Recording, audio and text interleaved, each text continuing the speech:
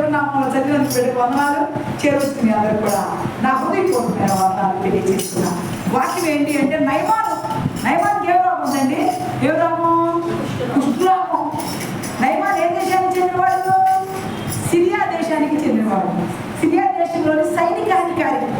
అతనంట Syria దేశంలో సైనికాధికారిగా ఉండి అక్కడ పరిపాలన చేస్తా ఉన్నాడు. జాగ్రత్తగా వినండి, కొద్దిసేపు చెప్పుకున్నాం, ముగించాలని నా కోరిక. అయితే సిరియా దేశాన్ని అందరినీ పరిపాలిస్తూ ఉంటే అక్కడ ఉన్నవారంట అనేకులు అక్కడ కుష్ఠవ్యాధి ఉందని ఎగతాళి చేస్తున్నారంట. ఎవరిని? నయమాన్ ఇంట్లో ఒక చిన్న పిల్ల పనిచేస్తామన్నాను. ఎవరో పిల్ల? ఇశ్రాయేలు దేశం నుంచి తీసుకెళ్ళి పిల్ల అంట. ఆ పిల్ల బానిసగా తీసుకెళ్ళబడింది. ఆ యజమానురాలు అంటుందంట, నా భర్తకి మాయదారి రోగం వచ్చింది, నా భర్తకి రోగం తగ్గేటట్టుగా లేదమ్మా, ఏంటో కుష్ఠవ్యాధి వచ్చింది, నా భర్త ఊర్చి ఉంటున్నాడు, నేనేమి భవంతిలో ఉంటున్నాను, నాకేమి క్షేమం ఉందని బాధపడుతున్నాను. నిజమే, భర్తకు బాగోకపోతే వారికి కష్టమేమమ్మా. అవునే కదా? భర్త బాగాలేదనుకో ఏ భార్య అయినా బాధపడుతుందా? మరి అట్టగే బాధపడతా అనుకుంటుందంట. అప్పుడు ఇశ్రాయేలు దేశం చిన్న పిల్లలు ఎంతంట ఇది అందంట. అమ్మగారు మా ఊర్లో ఒక దైవజనుడు ఉన్నాడు. ఆ ఊర్లో ఎవరున్నారంట? ఒక దైవజనుడు ఉన్నాడంట. ఆ దైవజనుడు ఎలాంటి వాడంట? ఆయన మాట మాత్రం సెలవిస్తే ఎంతో రోగమైనా అని చెప్పగా నమ్మకం వచ్చిందాం. నమ్మకం వచ్చి మాట తీసుకొని భర్త దగ్గరికి వెళ్ళింది. అయ్యా మరి నువ్వు ఇజ్రాయెల్ దేశానికి వెళ్ళాలి. ఇజ్రాయెల్ దేశంలో ఒక ప్రవక్త ఉన్నాడంట. ఆ ప్రవక్త చక్కగా చెయ్యేస్తేనే స్వస్థ వచ్చిందంట. నువ్వు అక్కడికి వెళ్తే బాగుపడతావని నాకు అనిపిస్తా ఉంది. నువ్వు ఇట్లా కాదు, ఇక్కడ ఉండొద్దయ్యా, నువ్వు బయలుదేరు, నువ్వు అక్కడికి వెళ్ళాలి అన్నాను. భర్త ఏంటి ఆ దేశానికి వెళ్ళమంటావేంది? నా దేవుళ్ళు ఉంటే నేను రాను అన్నాడా? అన్నా. భార్య మాట విన్నాడా? కొన్ని సందర్భాల్లో భార్య మాట వినాను. భార్యగా మేలార్చేది నిజంగా పెళ్ళైన తర్వాత దేవుడు తల్లిని తండ్రిని విడిచి భార్యను హత్తుకోనని చెప్పాడుగా. అప్పుడు భార్యాభర్తలు ఒక మాట ఒకరు గౌరవించుకోవాలా లేదా? గౌరవించుకోవాలి. భర్త మాట భార్య వినాలి, భార్య మాట భర్త వినాలి. మరి ఇక్కడ నయమానికి భార్య ఉంది. భార్య చెప్పిన మాట తోసేసాడా? విన్నాడు. విని మాట ప్రకారం కానీ వెళ్తానన్నాడా? వెళ్ళన్నాడా? వెళ్తానన్నందుకు అప్పుడు అంది నయమాన్ భార్య అందుకే అయ్యా నువ్వు వెళ్ళాలి కదా, రెడీగా ఉంది. సరే, ఆ బాబు ఆ దేశపు రాజు నాకు బాగా తెలుసు.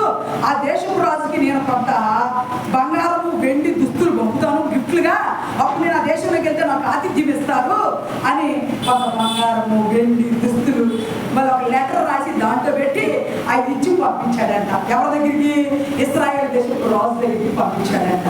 అవన్నీ చూసి అటన్నిటి గురించి ఆలోచిస్తూ ఉంటే ఆ ఇశ్రాయేలు దేశపు రాజుకి ఈ వర్తమానం వచ్చిందనే సంగతి రాజు విని, అమ్మో నాకు ఎన్ని పంపారంటే సిరియా ఒకటి నా మీద యుద్ధానికి వస్తున్నారు, చూడు యుద్ధానికి ఎక్కడ కాలుతున్నారో, నాకేం అవసరమో, నేను ఎందుకు యుద్ధం చేయాలి బాబో ఏంటని ఎలీషా ప్రవక్తకి కబురు పంపాడు. ఎందుకంటే ఆ దేశం మీదకి యుద్ధం రావాలన్నా వచ్చితే గెలవాలన్నా ఎవరు చెప్తే గెలుస్తారు? ఆ ఎలీషా ప్రవక్త చెప్తేనే. ప్రవక్త నోటికుండా పలికింది జరిగిపోవాలి. మరి అందరూ ప్రవక్తలు అలాగే ఉంటారంటే అందరూ ఉంటాం. దేవుని శక్తి ఉన్నవాడు వేరుగా ఉంటారు. దేవుని శక్తి అంటే ఎలాంటిది? కళ్ళతో దుఃఖే స్వస్థ వచ్చి తెలుసా? దేవుని శక్తి అంటే ఏంటో తెలుసా? ఒక్కసారి చెయ్యే విడుదల వచ్చింది. దేవుని శక్తి అంటే ఏంటో తెలుసా? ఆ దైవజనుడు ఇంట్లోకి వెళ్తే లోపల ఇంట్లోకి వెళ్తే ఆ ఇంట్లో అడుగు పెట్టమే అక్కడ సైతం శక్తులు నిండిపోతుంది. మరి ఎన్నింటి ఏమంటారు? వీటన్నింటిని ఏమంటారు? మా దేవుని శక్తి అంటారు. ఆయనతో పాటు దేవుని దూత నడుస్తుంది. పరిశుద్ధాత్మ దేవుడు ఎక్కడికి వెళ్తే అక్కడ అందరూ. అందుకే దైవజనులు ఇళ్ళకి రావాలి. దైవజనులు మన ఇంట్లోకి వస్తే మనకున్న సమస్యలు పోయి, మనకున్న రోగాలు పోయి, మన మీద పనిచేస్తున్న దురాత్మల శక్తులు దుశ్శక్తులని పారిపోతాయి అన్నమాట. దుశ్శక్తులు ఉంటేనే రోగాలు పెడతాయి. ఇంకొకరి నీరసం ఉందామని ప్రార్థనకి వెళ్ళలేనమ్మా, ఇప్పుడు 10 మంది మానేసేది. నీరసం ఉందని మానేసేసి రేపల నుంచి ఒక ముగ్గురు వచ్చేవాడు. క్రమేణ కూడా బయలుదేరింది. నీరసం అంతా మానేసేసారు. దుడ్డుపల్లి నుంచి మానేసేసారు. సుఖపల్లి నుంచి మానేసారు. మా దగ్గర 23 మంది ఎండాకాలం వచ్చినా గట్ట అవుతుంది. టీచర్ గారు రత్నపాటి టీచర్ గారు వచ్చేది. ఆమెకి ఎండకి బాగా తప్పగా ఉన్న దాము మానేసేసింది. ఇప్పుడు మీతో చెబుతున్నా, మన కార్యాలన్నీ దేవుడు చూస్తున్నాడా చూడలేదా? చూస్తున్నాడుగా. మరి అట్లాగే ప్రవక్త నోటి గుండా పలికిన మాటను దేవుడు జరిగిస్తున్నాడా? జరిగిస్తున్నాడు. మరి ఆ ప్రవక్త ఏదంటే అది జరిగిపోతున్నాడు. ప్రవక్త ఏదంటే అది ఒక మాట అన్నాడంటే ప్రవక్త జరిగిపోతా? ఎస్, జరిగిపోద్ది అంటే అక్కడ పెట్టినా ప్రవక్త మాట అన్నాడంటే మాట జరిగిపోయినట్టే. మరి ఆ ప్రవక్త అంటాడు, ఎవరి ప్రవక్త అంటే ఎలీషా ప్రవక్త. అప్పుడు మనకి ఇప్పుడు కాగానే కేసీబీ వచ్చింది, ఆ జేసీబీ వచ్చి చూడు అంత కేకలు పెడుతుంది. సైతం వాక్యం చెప్పలేదు. దురాత్మలు ఒక్కొక్కసారి వాక్యానికి ఆటంకంగా చేసి ఇప్పుడు దాకా ఖాళీగా ఉన్నాం. వాక్యం ధైర్యం ఇది వచ్చి పోతున్నాడు కాలం రోజు అనుకుంటాం. ఈ కాలంలో చెప్తీసి వెళ్ళాడంటే ఇక వచ్చాడు. ఈ కాలంలో చెప్తీసి సాతాను శక్తులు కొన్నిసార్లు మనకు ఆటంకం వచ్చే సాతాను శక్తులు ఉంటాయి. ప్రార్థనలో నీకు ఉండే సాతాను శక్తులు, అంధకార శక్తులు ఉంటాయి. మరి వీటన్నిటిని జయించుకోవాలంటే ఖచ్చితంగా ఏముండాలరా? ప్రార్థనే. మరి ప్రార్థన చేసే దైవజనులు ఎలా రావాలి? నిజమే మాట, ఉట్టి మాట కాదు. ఆయన అంత దూరం నుంచి దైవజనుడు ప్రత్యేకంగా బయలుదేరి ఎందుకు వచ్చాడమ్మా? ఎందుకు వచ్చాడు? సిరియా దేశం నుండి ఇక్కడ దాకా వచ్చాడా? వచ్చి ఏం చేశాడు? సిరియా దేశం స్విచ్ చేసుకున్నాను. సిరియా దేశం నుంచి వచ్చి ఏం చేశాడో తెలుసా? సిరియా దేశంలో ఉన్నవారు అక్కడ ఉన్న దేవతను కొలుస్తారు. రిమోట్ దేవత అనే దేవతలు అక్కడ. ఆ దేవతకు మొక్కుబడులు చెల్లిస్తారు, గొర్రె పొట్టలు బలిస్తారు. అలాగే దేవుడు తెలుసా? తెలీదు. అలా దేవుడు తెలుసమ్మా? తెలియదు. మరి దేవుడు తెలియాలి అంటే ఖచ్చితంగా నువ్వు దేవుడి గురించి తెలుసుకోవడానికి ఎవరైనా చెబితే వినాలంటే దేవుడు దైవజనుల కాడికి వెళ్ళాలిగా, వాక్యం చెప్పే కాడికి వెళ్ళాలిగా, దేవుడు మాట ఏమొస్తుందో బయటకే వినాలిగా. మరి తెలుసుకోవడానికి రావాలా వద్దురా? ఇప్పుడు చెబుతున్నా, నయమాను భార్య మాట ప్రకారంగా వెళ్ళాడమ్మా. వెళ్ళి కూడా ఏం చేశాడు చూడండి. ఇప్పుడు 2వ రాజుల గ్రంథము 5వ అధ్యాయము 4వ వచనం చదువుతున్నా. నయమాను రాజు వద్దకు పోయి ఇశ్రాయేలు దేశపు చిన్నది చెప్పిన మాటలను అతనికి తెలియజేయగా, సిరియా రాజు నేను ఇశ్రాయేలు రాజునకు దూత చేత పత్రిక పంపించానని ఆజ్ఞయించిన కనుక అతను 20 మణుగుల వెండియు 1,20,000 రూపాయల బంగారము 10 దుస్తుల బట్టలు తీసుకొని పోయి ఇశ్రాయేలు రాజుకు పత్రికను అప్పగించాడు. ఆ పత్రికలో ఉన్న సంగతి ఏదనగా, నా సేవకుడైన నయమానుకు కలిగిన కుష్ఠరోగమును నువ్వు బాగు చేయవలని ఈ పత్రికను అతని చేత నీకు పంపించి ఉన్నాను. చాలమ్మా. పత్రికలు ఏమనుంది? నయమాను కుష్ఠ వ్యాధిని పోగొట్టాలి అని రాసింది. రాజుగారికి భయం వచ్చిందా లేదా? నేనే కుష్ఠ వ్యాధి పోగొట్టాను, నేను దేవుణ్ణా? కుష్ఠ వ్యాధిని పోగొట్టాను, నేనేమన్నా దేవుణ్ణా? నా మీద యుద్ధానికి ఎట్లా కాలు కూతున్నారో చూడండి వీళ్ళు అని చెప్పి గొడవ చేసి అదంతా ఘోరంగా చెప్పుకుంటా ఉంటే, అయినా కానీ కుష్టి వ్యాధి పోగొట్టుకోవడానికి వస్తుంటే ఎలీషా ప్రవక్త రాజుగారి దగ్గరికి వెళ్ళాడు. ఏమయ్యా, పత్రికలు వస్తే నీకేమైంది? పత్రికలు వస్తే ఏమైంది నీకు? నీ దేవుడు గొప్పడని నీకు తెలీదా? రాని వస్తే దేవుడు చిత్తమైతే స్వస్థపడతాడు దేవుడే. నీకెందుకు భయమా?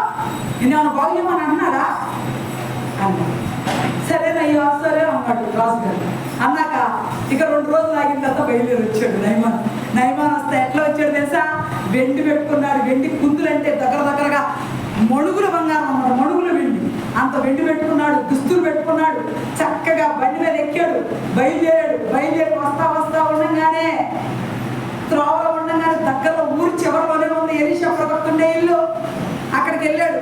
అక్కడికి వెళ్ళి ఒక సైనికుడు వెళ్ళి అయ్యా మీకోసం సిరియా సైనికాధికారి నయమాన్ వచ్చాడయ్యా, తీసుకురా లోపల తీసుకురా అన్నాడా? అక్కడే ఆగమన్నాడా? 20 అక్కడే ఆగమన్నాడు. లోపల రావద్దన్నాడు. చదవండి ఒకసారి. 9వ వచనం. నయమాను గుర్రములతోనూ రథములతోనూ వచ్చి ఎలీషా ఇంటి ద్వారం ముందర నిలిచి ఉండగా, ఎలీషా నీవు యోర్దాను నదికి పోయి 7 మార్లు స్నానము చేయము, నీ ఒళ్ళు మరలా బాగై నువ్వు శుద్ధులవుదువని అతనితో కూడా ఒక దూతను అందుకు నయమాను కోపము తెచ్చుకొని తిరిగిపోయి అతడు నా యుద్ధకు వచ్చి నిలిచి తన సేవకుడైన యెహోవా నామమును బట్టి తన చెయ్యి రోగముగా ఉండిన చోట లేదుగా వెళ్ళి యోర్దానులో మొరమాట్లాడండి. యోర్దాన్లో మునిగిలేదు, యోర్దాన్ అయితే మురికి నీళ్ళు అయితే మా ఇంటి ముందు కాలం నుండి ఏమి నీళ్ళు వస్తాయిరా, మురికి నీళ్ళు వస్తాయిగా, దాంట్లో దిగమంటే ఎంత కోపం వచ్చింది దేవుడికేనా? అట్లా అన్నమాట. ఆ ఊళ్ళో అంటే అవనాయులు ఫర్ఫరలు ఉన్నాయంట. అక్కడ మనల్ని చెప్పకూడదని వెళ్ళి మునిగేవాడిగా. కానీ మీతో చెప్తున్నాను కదా, దేవుడు కార్యము తలపెట్టినప్పుడు ఆ కార్యం చేయాలి అనుకుంటే ఆయన అట్లాగే ఆలోచిస్తాడు. ఆలోచించి నయమానికి చెప్పాడు, ఇదిగో నువ్వు యోర్దాను కిందకి వెళ్ళి 7 మార్లు మునటానికి ఇష్టపడ్డాడు. ముందు ఇష్టపడలే. పక్కన వాడు చెప్పాడు, అయ్యా ఇదిగో నీ సైనికుడు, అయ్యా దేవుడు ఆయన ఒకవేళ ఇంకేదైనా పని చేయమంటే చేసేవాడిలే కదా, నువ్వు చేసేవా పని? చేయలేదుగా. ఇప్పుడు నిన్నేం చేయమన్నాడు? యోర్దానికి వెళ్ళి 7 మార్లు అన్నాడు. అంతేగా నేను చెప్పింది. ఆ పని కూడా చేయలేవా నువ్వు? సరే పద మరి అన్నాం. సరేలేపా, సరే పద పద అని ఇద్దరు కలిసి వెళ్ళమ్మా. ఇక చక్కగా ప్రారంభించారు. వెళ్ళినాక బట్టలు వదిలేస్తుంటే బట్టలతో పాటు చర్మం కూడా వచ్చేసేసి ఒళ్ళంతా లోపల ఉన్న మాంసం కనపడుతున్నాక ఆ మాంసంతో మురిగినలో దిగితే ఏది ఇన్ఫెక్షన్ వచ్చిందని ఈయన అనుకుంటున్నాడు. ఆయన ఒక ఆమె, అమ్మా ఎలర్జీ ఉన్నామా, నాకు ప్రార్థన చేయమా. నేను ప్రార్థన చేస్తూ ఉంటే ఆ ప్రార్థన చేస్తూ ఉండగానే లోపలికి ప్రార్థన చేస్తూ ఉండగానే నాకు స్వస్థిస్తాను, కొబ్బరి నూనె రాసుకోమని చెప్పి కొబ్బరి నూనె రాసుకోమంటే ఆయన ఏంటంది, అక్క నాకు ఎలర్జీ ఉంది కదా, నూనె రాత్రి ఇంకా విరిగిపోద్దాం అక్క, ఏం చేయాలి చెప్పక్క అన్నాను. నేను అన్నాను, మరి నూనె రాసుకోకపోతే స్వస్థత రాదు కదమ్మా నీకు అన్నాను. కూర్చోదా నూనె రాసుకోకపోతే స్వస్థత రాదు కదా, మరి నువ్వు నూనె రాసుకోవాలిగా.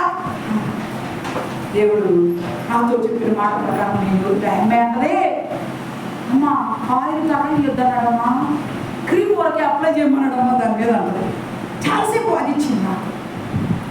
ఆ అమ్మాయికి ఇన్ఫెక్షన్ అయితే అరిచేయడం మందో అట్ట కట్టేసేసింది. ఫోటో పెట్టింది నాకు, నేను చూసాను. నేను ప్రార్థన చేస్తుంటే ఒకరు నుంచి ఇచ్చి ప్రార్థన చేయాలి. నేను ప్రార్థన చేసి అది రాసుకోమంటే ఆ పిల్ల నాతో బాగా చేసి చేసి చేసి 2 రోజులైనా నూనె రాయలేదు దాని మీద. ఎన్నిసార్లు చెప్పాను, నూనె రాస్తామా, దేవుడు చెబుతున్నాడు నూనె రాస్తామా, దాని మీద నూనె రాయమంటే అంటదా పిల్ల అంటది, అమ్మా ఇన్ఫెక్షన్ పెరిగిద్దని రాయట్లేదమ్మా, రాయట్లేదమ్మా. వారమైన దగ్గర ఎన్ని మందులు అయినా దగ్గర రోజుకు 10 మందులు క్రీములు రాస్తాం, కడుపులో సిరప్పులు పిండుతుంది. అయ్యా తగ్గిందా మళ్ళీ ఫోన్ చేసి, అమ్మా ఈసారి ప్రార్థన ఎవరు రాసుకుంటాను. పాపం వచ్చిందో పక్కన మళ్ళీ పోనీలే మనీలే చేద్దాంలే, ఏమైందిలే కాదు వేసే 8 మందిలో క్షమించాడు. చెప్పి పట్టకపోతే ఇప్పుడు ప్రార్థన చేద్దామే అని నేను చదువుతా ప్రార్థన చేసేది. ఎప్పుడు కూడా చేయలేదా? అసలు ఏమని చేశాను? అయ్యా ఈ బిడ్డ చాలా ఘటమతంతో రాసుకోలేదయ్యా, చూడు ఎలా చేశారు ప్రార్థన. ఈ పిల్ల నా మాట వెళ్ళలేదయ్యా, వెనకోకుండా ముందులన్నీ వాడిందయ్యా, విసుకుంటే ఆఖరికి మళ్ళీ ప్రార్థన చేయమంటుందయ్యా, నాకేంటి ఇష్టం లేదు ప్రభా, నీ చెప్పమైతే స్వస్థపరచు, లేకపోతే లేదయ్యా, యేసు రక్తం ఇదనమ్మా అన్న, యేసు రక్తము యేసు రక్తమా, యేసు నమ్మలు అడుగుతున్నాను తల్లి. ఒక్క ముఖ్య ప్రార్థన చేసి ఇప్పుడు చేయను చేసి అమ్మ అన్నం తీసి యేసు రక్తమే చేయమని రోజుతో ఎక్కడ ఉంటారా. అది ఏం చేసింది, ఈ నూనె చేతిలో వేసుకొని యేసు రక్తమే చేయమని రాసుకోవడం ప్రారంభించింది. ఒక రోజు రాసుకుంది, అసలు దొరలన్నీ తగ్గిపోయింది. 2వ రోజు రాసుకుంది, అట్టగట్టిందే, అట్టగట్టినంత గుడి పిచ్చంతా తీసుకోకున్నది. మాడుగుడు పెడితే గుడి మీద పిచ్చి వేసి చూడు అట్ట 2వ రోజుకి లేస్తున్నాను. 3వ రోజుకి ఎర్రగుండ్లాగా వచ్చేసేసి తగ్గిపోవడం ప్రారంభించిందంట. 3వ రోజుకి ఫోన్ చేసింది అక్క, దొరలో పోయింది అక్క, ఎలర్జీ తగ్గిపోయింది అక్క, నిజమొక్క దేవుడు కూడా డాడు మాట నేను విన్నాక దేవుడు స్తోత్రం చెప్పండి. దగ్గర 15 ఏళ్ళు వాడి నాకు రాస్తాను. చర్మవ్యాధులు డాక్టర్ అంటే తెలుసా, ఫీజే ఉంటారు 2-3 ఏళ్ళు. చర్మవ్యాధులు బాగా రేట్ ఎక్కువమ్మాయి. చర్మవ్యాధులు డాక్టర్ దగ్గరికి వెళ్తే ఆ డబ్బులు వాడించి 15,000 అయినాయి. కానీ సుమారన్నా ఉందా లేదు, దేవుడిని రక్తం రాయిగానే స్వస్థ చేసేసి ఆ పిల్ల ఎప్పుడు చర్చికెళ్ళిన పిల్ల ఆ పిల్ల చర్చికెళ్ళడం ప్రారంభించింది. అయ్యా నా రోగాన్ని తీసేచ్చావు, ఇక నేను చర్చికెళ్తానే తగ్గితే అన్నగా చర్చికెళ్ళాను. మరి అన్న మాట చేయాలా వద్దా? దేవుడికి స్తోత్రం కలిగి గట్టి దేవుడి స్తోత్రం చెప్పండి. అలే